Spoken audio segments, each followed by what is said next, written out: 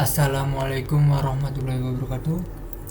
Saya akan mempresentasikan laporan tugas akhir pemrograman berorientasi objek ya, PBO. Di sini saya membuat aplikasi beli kuota tree atau paket data. Ini menggunakan bahasa Java, pemrograman Java. Kita langsung lanjut aja.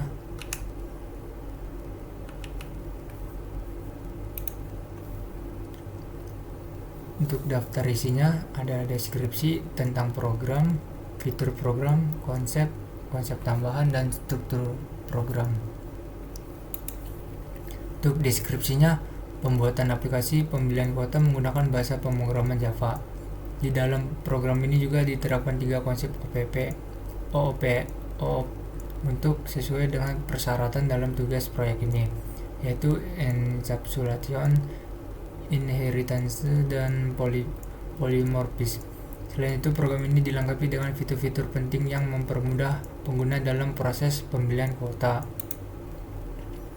Tentang program, aplikasi pembelian kuota merupakan program berbasis teks yang dirancang untuk mempermudah pengguna membeli kuota provider tree. Program ini memiliki mekanisme input nomor handphone, pemilihan produk, hingga proses pembayaran dengan berbagai metode. Program dirancang modular dan dapat dikembangkan lebih lanjut. Fitur program. Di sini ada tampilan loading awal untuk memberikan pengalaman pengguna yang baik, lalu input nomor handphone dengan validasi, daftar produk dengan deskripsi pendek, detail produk dengan deskripsi panjang, navigasi kembali untuk memilih ulang produk, detail pembayaran lengkap termasuk ID transaksi dan nomor tujuan. Lalu juga ada opsi pembatalan transaksi dengan validasi 2 langkah, pemilihan metode pembayaran Alfamart, Indomaret, Bank BRI, dan lain-lain. Terus konfirmasi pesanan dengan informasi kontak admin. Lanjut untuk konsep. Program ini dirancang menggunakan prinsip pemrograman berorientasi objek OOP dengan mengimplementasikan konsep utama seperti encapsulation yang digunakan untuk melindungi data di dalam kelas dan menyediakan akses melalui getter and setter. Inheritance yang memungkinkan pewarisan properti dan metode dari parent class ke child class untuk mengurangi redundansi kode, serta polymorphism yang memungkinkan pengguna metode yang sama dan dengan perilaku berbeda pada kelas turunan. Selain itu, program ini juga menggunakan abstract class untuk menyediakan kerangka dasar abstract method untuk memastikan metode wajib diimplementasikan oleh subclass, serta interface untuk mendefinisikan kontrak antara kelas. Dengan konsep-konsep ini, program menjadi lebih modular, fleksibel, dan mudah dikembangkan. Di sini konsep tambahan. Selain konsep utama yang tadi, program ini juga menerapkan konsep tambahan seperti abstract class yang digunakan untuk menyediakan kerangka dasar bagi kelas turunan, abstract method yang memastikan metode tertentu wajib diimplementasikan oleh subclass, serta interface yang mendefinisikan kontrak atau kemampuan yang harus dimiliki oleh kelas tertentu. Program ini juga memanfaatkan exception handling untuk menangani kesalahan input seperti validasi nomor handphone atau pilihan menu, sehingga program tetap berjalan dengan lancar. Dengan penerapan konsep tambahan ini, program menjadi lebih robust dan dapat menangani berbagai skenario secara efektif. Nah, untuk struktur program di awal ini classman ini pusat dari program atau tempat semua logika utama dijalankan ya, kayak layar loading, produk, penyedia, pesanan, semuanya di sini dijalankannya. Kayak yang pertama, kalau output harus memasukin nomor handphone terlebih dahulu. Nah, selain itu juga ada konsep polimorfis terlihat ketika kelas ini memanggil metode dari objek berbeda untuk fitur yang beragam. Nah, lalu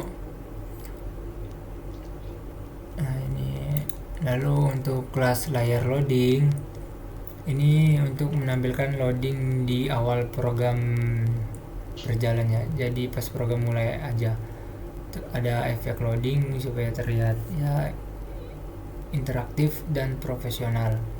Meski terlihat sederhana tapi terkesan cukup mewah. Kelas ini tetap menerapkan konsep ini ya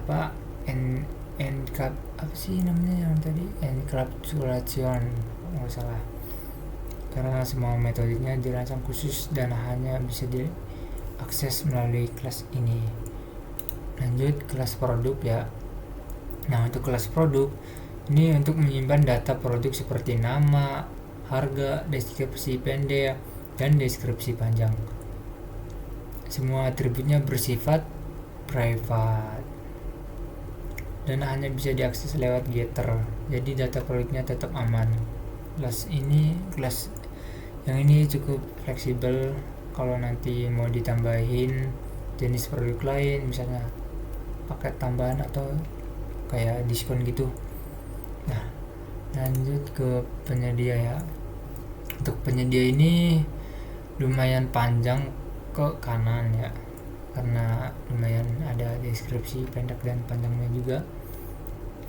Nah, untuk kelas ini tugasnya menyediakan daftar produk, kayak nambahin produk. Nah, di sini satu-satu. Nah, kayak produk, harga, deskripsi pendek, deskripsi panjang di kelas penyedia.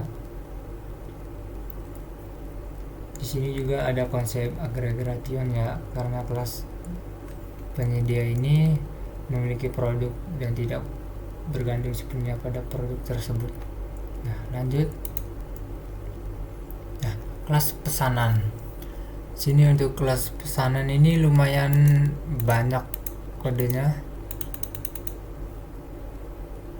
Kelas pesanan ini untuk ngurus segala hal soal transaksi, mulai dari mencatat nomor handphone, produk yang dipilih, terus menampilkan detail pembayaran. Fiturnya sangat penting ya, kayak fitur seperti pembatalan transaksi pembatalan transaksi butuh 2 validasi, 2 langkah juga diatur di sini. Terus kalau suatu saat mau tambahin tipe transaksi lain, kelas ini bisa digarisin atau karena ke kelas turunan baru karena sudah dirancang modular ya, dan mendukung konsep inheritance kalau nggak salah. Nah, ini outputnya ya, harus wajib memasukkan nomor handphone dulu terus baru milih produk. Nah, sebelum saya akhirin, saya menggunakan aplikasi Figma ya untuk membuat ininya. Nih, kalau di aplikasi Figma masukkan nomor, terus ini bisa memilih produk lagi yang lain. Nah, ketika dilanjut, ini bisa dibatalin, bisa kembali. Nah,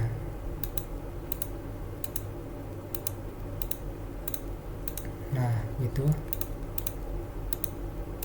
biar nggak kemakan waktu ya. Nah gini, ini pakainya Figma.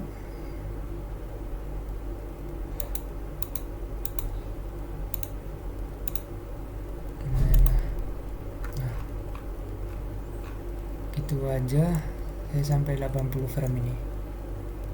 Gitu aja presentasi dari saya. Jika ada kesalahkataan atau kesalah ucap, saya meminta maaf.